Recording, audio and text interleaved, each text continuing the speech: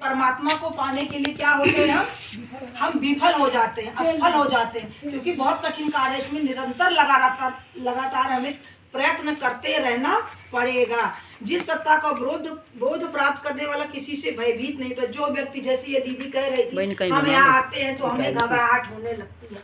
अगर हम महादेव के धीरे धीरे होने लग जाएंगे, महादेव की ओर खींचे जाएंगे, तो महादेव के अंदर एक चुंबकीय चीज है। अगर भक्त 4 कदम चलता है तो परमात्मा चुंबक की तरह हमें 100 कदम खींच लेते। जहाँ चाह है वहाँ राह है। तो हमारे मन से क्या होगा, डर भी निकल जाएगा। हमें दया मांगनी पड़ेगी, हे महादेव आपके हम यहाँ आते तो हमें घबराहट क्यों होने लगती है। धीरे धीरे घबराहट निकल जाएगी, क्योंकि जब हमारी जान पहचान किसी से होने लगती है, एग्जाम्पल के तौर पर कह रहे हैं, जैसे कहीं हम स्कूल में जाते हैं या कोई बच्चा हमसे ट्यूशन पढ़ रहा है, एक दिन पढ़ेगा तो टीचर से डरेगा, 2 दिन पढ़ेगा तो डरेगा, लेकिन जब रोज रोज वो पढ़ने लग जाएगा तो एक दिन उसके मन का डर निकल जाएगा। तो वो अपने टीचर से तर्क वितर्क करेगा, जो सवाल का क्वेश्चन नहीं आएगा तो हम टीचर से करते हैं ना। तो जब हम टीचर से बच्चा पूछ सकता है, वो गुरु होता है, तो महादेव भी तो हमारे गुरु हैं। हम सवालों के जवाब कहाँ ढूंढते हैं, इधर उधर ढूंढते हैं, लोगों से पूछते हैं। अपने अंतर मन में देखिए, यहीं से ही प्रश्न करिए, महादेव से करिए, सारे सवालों के जवाब आपको मिल जाएंगे। वो इशारा देते हैं, समझदार को इशारा काफी। अगर वास्तव में आप उनके प्रति सजग हैं, उनके जैसे बनना पड़ेगा, पर सहज बनना पड़ेगा, सरल बनना पड़ेगा। कि महादेव कैसे है, हमारे सहज है, सरल है ना। उन्हें किसी चीज से फर्क नहीं पड़ता। जगत में जितनी भी चीजें दी हैं भोगने के लिए, वो सब क्या है, वो हमारे लिए दी गई है। तो वही चीज इसमें बताया गया है कि जिस सत्ता से ब्रह्मा विष्णु तथा इंद्रिय समुदाय के साथ सर्वप्रथम आविर्भूत होता है, जो परमात्मा स्वयं अकारण है। परमात्मा के महादेव के आने का कोई कारण नहीं है, वो अकारण है। हम उसका कोई कारण दे ही नहीं सकते। कितने भी ग्रंथ पुराण हम ढूंढ लेंगे, हमें उसकी वजह पता नहीं चल पाएगी। महादेव कहाँ से आए हैं, कहाँ हैं, कहाँ जाएंगे, किसी को पता है? उनका तो जन्म का ही नहीं पता है। क्योंकि जब सृष्टि थी तब भी महादेव थे, सृष्टि है तब भी महादेव है, सृष्टि नहीं रहेगी तो भी महादेव ही रहेंगे। सब नष्ट हो जाएंगे लेकिन एक महादेव नहीं होंगे, क्योंकि ये सत्ता उन्हीं की बनाई हुई है। कह रहे हैं अजन्मा है, और जो विद्युत सूर्य एवं चंद्रमा के प्रकाश से प्रकाशित नहीं होता। महादेव ऐसे हैं, उनको सूर्य चंद्रमा के प्रकाश की जरूरत नहीं है, वो प्रकाशित नहीं होते। हम लोग क्या करते हैं, सूर्यदेव की जल देते हैं, पूजा करते हैं, चंद्रमा की पूजा करते हैं, कि क्या मानते हैं उनको, देवता, उनसे हमें कुछ लाभ प्राप्त होगा। इंसान कहीं ना कहीं तो थोड़ा सा होता है स्वार्थ, हमारा सूर्यदेव हमारा मान सम्मान बढ़ाओ, हमारा रोजगार दो, कुछ दो, हम लोग ऐसी कामना करके उनका पूजन करते हैं। लेकिन महादेव ऐसे देव हैं, देवों के देव महादेव हैं, उन्हें किसी भी सूर्य चंद्रमा की किसी चीज़ की जरूरत नहीं, क्योंकि वो सूर्य चंद्रमा भी महादेव के वश में है। वो सूर्य चंद्रमा भी महादेव के बस में है, और क्योंकि महादेव अजन्मा है, उन्हें बिजली पानी की जरूरत नहीं है। सब कुछ उन्हीं के अंदर समाहित है, पूरा सृष्टि का सार उनके अंदर समाहित है, जीवन का सार जैसे मनुष्य के अंदर समाहित है। लेकिन मनुष्य समझ नहीं पाता, जब सत्संग में चलता है तो उसे पता चलता है। क्यों कहते हैं बिन सत्संग विवेक ना हुई। जब हम सत्संग में बैठते हैं, यहाँ शिव चर्चा में बैठ रहे हैं, तो हमें थोड़ा थोड़ा ज्ञान हो रहा है, कभी किसी के मुख से सुन रहे हैं, कभी किसी के मुख से सुन रहे हैं, तो हमारा बुद्धि थोड़ा थोड़ा खुलने लगता है। तब हम थोड़ा थोड़ा सोचते हैं कि दीदी ऐसा बोल रही थी, हाँ ऐसा होगा, बताने से चलते हैं। क्योंकि स्वयं हमारा बुद्धि विवेक, हमारी बुद्धि कहाँ है, सोई हुई है। बुद्धि कब जगेगी, जब परमात्मा महादेव का हम शिव शिव शिव शिव पंचाक्षरी मंत्र जो हम श्वासों में करते हैं, सांस ले तो नमः, सांस छोड़े तो शिवाय, पकड़िए, जो पंचाक्षरी मंत्र करते हैं, और प्रत्येक दिशाओं में प्रकाशित होता है। सारे जगत में महादेव का ही ऐसे प्रकाश है जो विद्युत की तरह और सूर्य चंद्रमा की तरह स्वयं ही प्रकाशमान है, इसमें कोई संशय नहीं है। वह परमात्मा परम ब्रह्म सकल ऐश्वर्यशाली होने के कारण स्वयं ही सर्वेश्वर शिव है। सर्वेश्वर क्यों कहा गया, सर्वेश्वर, सभी चीजों के ईश्वरों के ईश्वर, महाईश्वर, सर्वेश्वर, सर्वेश्वर, सर्व मतलब पूरा जगत का पूरा ब्रह्मांड, कोई चीज बाकी नहीं है, कहीं सी किसी कोने में भी पॉइंट बिंदु भी नहीं बाकी है जिसमें महादेव का उसमें रोल नहीं है, जो महादेव उसमें समर्थ नहीं है, क्योंकि सारी चीजें महादेव के ही अंश है। कंकड़ पत्थर जीव जंतु पशु पक्षी वृक्ष सब महादेव से निकले हैं, सब उन्होंने ही सब ये सृष्टि में जगत में जो खेल रचाया है, संरचना की सब उन्हीं की लीला है। पर मनुष्य क्या समझ नहीं पाता, अज्ञानी है मनुष्य। पर सभी जीव जंतुओं पशु पक्षियों में सबसे ज्यादा बुद्धि विवेक मनुष्य को ही दिया है परमात्मा ने, सोचने समझने की। इसीलिए कहते हैं मोक्ष के लिए इसी में ही शिव को ही भज लो, अपना जीवन संवार लो। मनुष्य लेकिन अब भुक्त भोगी हो गया है। हम परिवार में रहते हैं, परिवार में इन सब चीज़ों में तो हम उतना कर ही नहीं पाते हैं, पर ज़्यादा से ज़्यादा हमें प्रयास करना चाहिए। जो परमात्मा के ध्यान में जिसकी लगन है, जिसका नाम है, जो परमात्मा के प्रति चल रहा है, उनके प्रति सेवा कर रहा है, वो परम सौभाग्यशाली है। इसका मतलब वो अपना कर्म सुधार रहा है। कर्म सुधारेंगे तभी तो हमारा कष्ट कटेगा। अब बेबी दीदी जगह जगह शिव चर्चा चल रही है, चलाई भी हैं और रोज़ मेहनत भी करती हैं। हम लोग तो आलस में बैठ भी जाते हैं, कहते हैं आज ये नहीं हो रहा, मन नहीं हो रहा, आज कोई रिश्तेदार आ गए, आज हो रहा, ठंडी आ गई, ये चलो नहीं जाते। ये बात तो उनके ऊपर भी तो लागू होती है। क्यों? महादेव का रस उन्होंने चख लिया है, अमृतपान कर लिया है, इसीलिए तो नहीं कर रही है वो। जिसको भी जिसने भी रस पी लिया अमृत रस महादेव के नाम का, तो वो बिना चले रह ही नहीं पाए। चाहत बढ़ जाएगी, जितनी आपकी चाहत बढ़ती जाएगी महादेव आपकी प्यास और बढ़ाते चले जाएंगे, अगर वास्तव में आप सच्चे शिव शिष्य हैं। ये मैं स्वयं के लिए भी कहती हूँ, मैं खुद नहीं चल पाती, ड्यूटी चली जाती हूँ।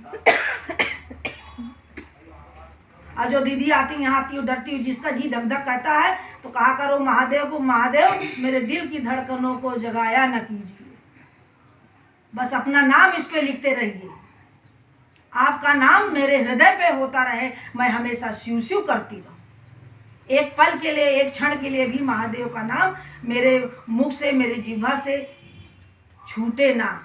कहते हैं रोम रोम में, श्वास श्वास में हो सिमरन तेरा, पर हम लोग नहीं कर पाते हैं, गृहस्थ में जुट गए, कहीं और काम में जुट गए, कई बार भूल भी जाते हैं।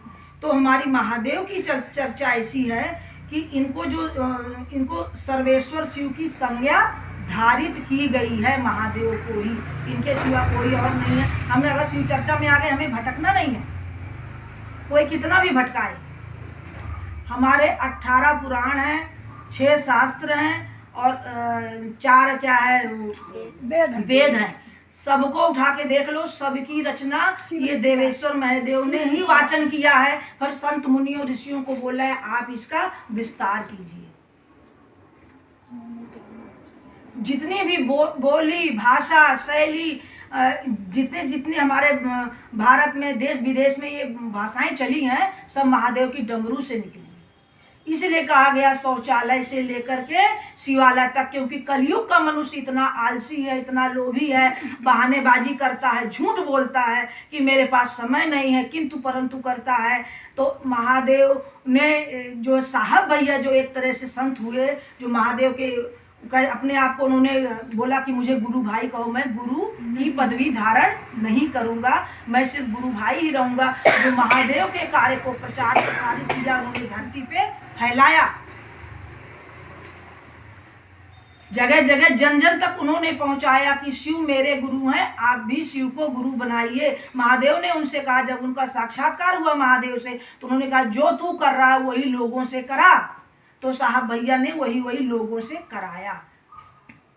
दूसरा सूत्र जो चर्चा में है कि जन जन तक लोगों को जाकर के बताइए मेरा अच्छा हो रहा है, आपका भी अच्छा हो सकता है। तो इसमें जन कल्याण भी छुपा है और आपका भी हित छुपा है।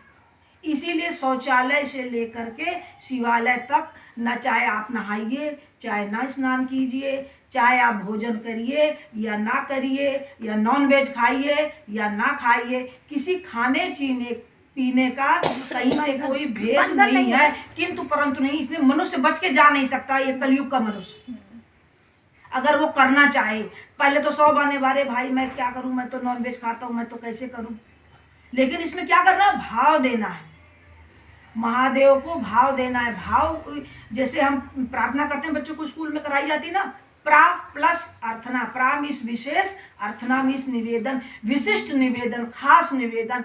जब हमारे मन में कोई भाव परमात्मा के प्रति जुड़ जाता है तो हमारी प्रार्थना वहीं स्वीकार हो जाती है। हमें फल फूल सेब संतरा चढ़ाने की कोई ज़रूरत नहीं है। ये तो परमात्मा ने हमें दिया है, संसार को चलाने का ये जो जरिया है, सबका रोजी रोजगार मिलता रहे, इसलिए दिया कि आप इस ढंग से करो। पहले बहुमुखी पूजा करो। क्यों? जो दिखता है वो बिकता है।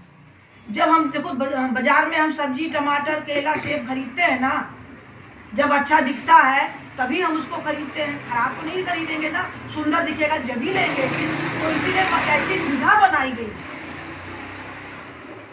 जब उनका क्या बोलते हैं, खंभे से निकले थे दीदी, कौन से नरसिंह भगवान निकले थे, कौन से थे? प्रहलाद। उसी के बाद से ही मूर्ति पूजा शुरू हुई है। पहले मूर्ति पूजा नहीं थी। क्यों नहीं थी? क्योंकि इंसान यकीन नहीं करता था। पहले के संत महात्मा जो ध्रुव वगैरह हुए, बड़े बड़े नारद मुनि हुए, मीराबाई हुई, कोई भी हुआ, पहले सब जंगलों में जा जाके तपस्या की, पेड़ों के नीचे फूल पत्ती खा खा के। तो बताइए कौन स्नान करता था? जटा कैसे हो जाती? अंतर्मुखी पूजा किया, अंतर्मुखी। उन्होंने अंतर्मुखी करा ना, तो बड़े बड़े संत महात्मा हुए, उन्हें अनुभूतियां हो गई। तो ये कलयुगी मनुष्य समझता नहीं, इसलिए बहुमुखी पूजा चलाई गई कि उसका जो दिमाग है कंसंट्रेट रहे, एकाग्र रहे। हमारा मन इधर उधर भटकता है ना, तो हम चलो परमात्मा कहते हैं इसी बहाने ही चलो फूल चंदन चढ़ा ले, इसी बहाने ही थोड़ा तो हमारे ध्यान करेगा, राम राम करेगा, शिव शिव करेगा। अब हम ही लोग देख लीजिए, हम ऐसे बाई चांस कहीं जा रहे हैं रास्ते में, ऐसे तो चले जा रहे हैं, 2-3 सहेलियां हैं, मान लीजिए हम लोग गप्पे मारते चले जा रहे हैं, लेकिन कहीं बाई चांस मंदिर दिख जाता है तो हम एक क्षण के लिए अपनी बात को रोक करके क्या कहते हैं? करते हैं ना। तो इसीलिए परमात्मा ने ये विधा बनाई हुई है कि लोगों का रोजगार बनता रहे। फूल वाले के पास जाके फूल खरीदेंगे, चंदन वाले के पास जाके चंदन खरीदेंगे, सेब वाले के पास सेब खरीदेंगे। हम ऑटो रिक्शा से कहीं जाएंगे तो हमारे माध्यम से एक दूसरे को रोजगार प्राप्त होता है ना। सब एक दूसरे के पूरक है, सब एक दूसरे से जुड़े हुए हैं, इसलिए संसार कहा गया है इसको। आप हम समाज में रहते हैं तो समाज से कोई कट नहीं सकता। अगर समाज में रहना, एकाकी रहना है तो जंगल में जाके रहिए। परमात्मा ने ये विधा बनाई है, विधि बनाई है दुनिया को, सृष्टि को चलाने के लिए कि इसको कैसे चलायमान किया जाए, सब एक दूसरे से जुड़े रहे। इसलिए शौचालय से इसलिए करके शिवालय तक। और शिव पुराण में ये भी कहा गया है, इसमें लिखा गया है, आओ चले शिव की ओर, किस पन्ने में है मुझे नहीं पता है। महादेव ने कहा, मैं बार बार इसको शिव चर्चा में बोलती हूँ, इसलिए बोलती हूँ जैसे इसमें शिव को सर्वेश्वर कहा गया है। तो मैं वो 2 लाइन बता करके आपको समझाऊंगी। कहा गया है, गुरु समर्थ सर्वज्ञ शिव सकल कला गुण धाम, योग ज्ञान वैराग निध प्रणत कल्पतरु नाम। इसको फिर से लाइन को सुनिए, गुरु समर्थ सर्वज्ञ शिव, सर्वज्ञ इसमें भी आया, सर्वज्ञ मतलब सभी जगह। गुरु समर्थ, समर्थवान है हर चीज में। कौन है? शिव है। गुरु समर्थ सर्वज्ञ शिव सकल कला गुण, सकल में सभी चीजों में, एवरीथिंग, कोई भी चीज हो, सभी चीज मतलब सब चीज, दुनिया में जितनी भी चीजें हैं जो धरती पे आपको दिखती है, जहां पर आपकी दृष्टि जाती है, हर चीज के लिए सकल कला गुण, योग ज्ञान वैराग्य निधि। यहाँ तक कि योग में, ज्ञान में, वैराग्य में सबके क्या है? पहला भजन हम लोग गाते हैं ना, तंत्र दाता गुरुदेव, मंत्र दाता गुरुदेव। तो मतलब योगों के स्वामियों के स्वामी है, ज्ञान में ज्ञान दाता है, वैराग्यों में वैरागियों के वैराग है। योग ज्ञान वैराग निधि, निधि मीन्स भंडार इनके पास है। योग ज्ञान वैराग निधि प्रणत कल्पतरु नाम, कल्पतरु वृक्ष के समान महादेव के गुण हैं। कल्पतरु वृक्ष क्या था? समुद्र मंथन से निकला वट वृक्ष था, जो महादेव हिमालय पर बैठकर, वहां बैठ के जो अपने ध्यान में बोलते होंगे शिव शिव या राम राम, उसके पत्ते कभी सूखते नहीं थे, कभी झड़ते नहीं थे, कभी गिरते नहीं थे, क्योंकि सृष्टि में जितनी चीजों ने जन्म लिया है महादेव के सिवा, सब क्या है? नश्वर है। सब पेड़ के पत्ते झड़ जाते हैं, कोई 10 साल, कोई 20 साल, कोई 100 साल बाद, इतनी ही लाइफ होती है, क्योंकि जो आया है तो मृत्यु ही सत्य है, मर के ही जाएगा। लेकिन एक महादेव की ही ऐसा है, तो इसलिए ये उदाहरण दिया गया है। इसमें कोई संशय नहीं है, इसमें कोई भूल नहीं। कभी कोई आपसे कहता है, कोई उदाहरण देता है, तो जैसे राम की लोग कहते हैं, कोई कृष्ण की कहते हैं, ठीक है, वो आप ठीक है। कोई एक सिक्के के पहलू हैं, राम और शिव तो एक सिक्के के दो पहलू हैं। उनके बिना राम भी शिव की पूजा करते हैं, शिव भी राम की पूजा करते हैं। तो सबकी अपनी अपनी महिमा है। ज़्यादा मैं भस्म की बात बता करके मैं अपनी वाणी को विराम दूंगी।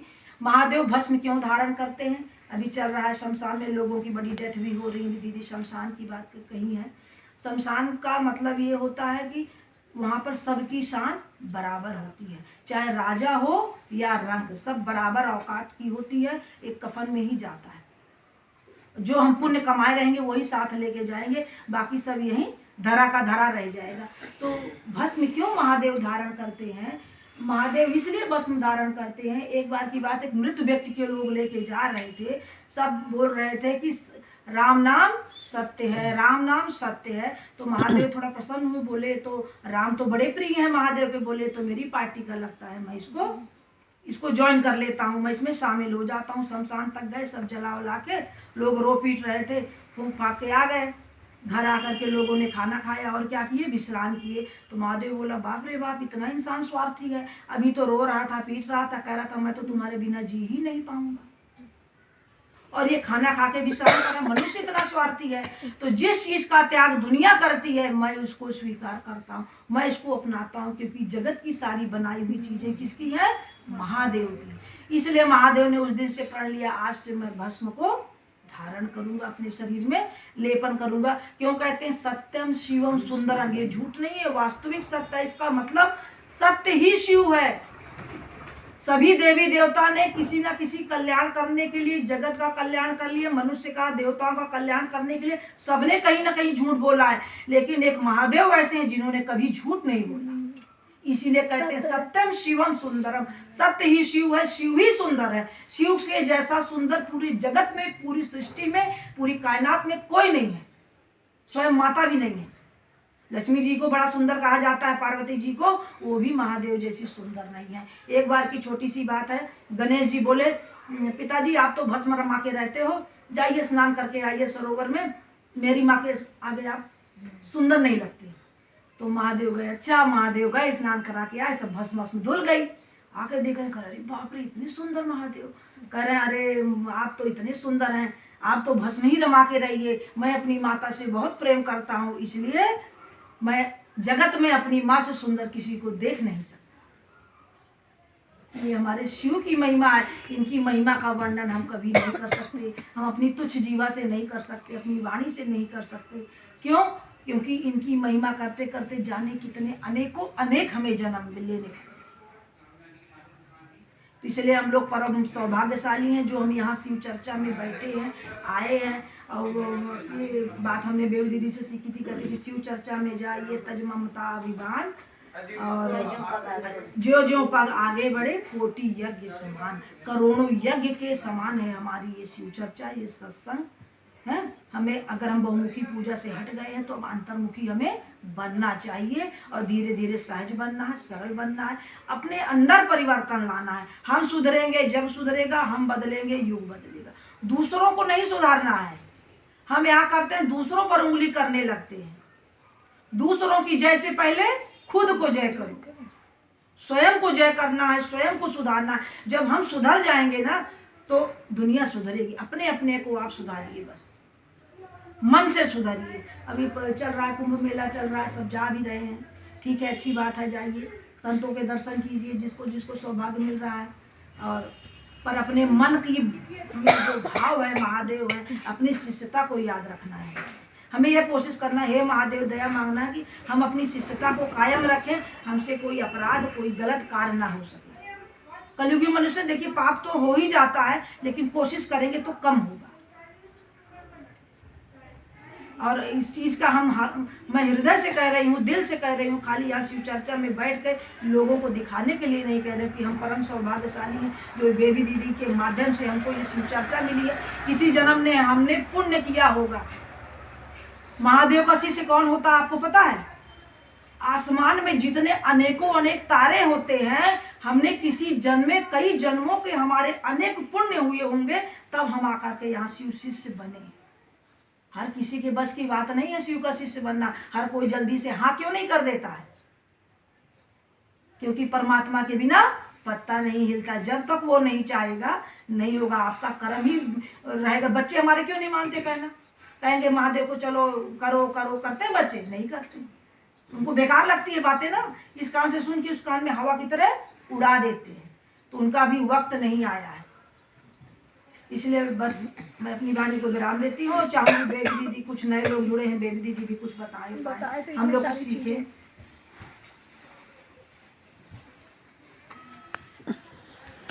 नहीं बनी भी नहीं, बन रही होगी वैसे तो। देखो देखो बनी क्या।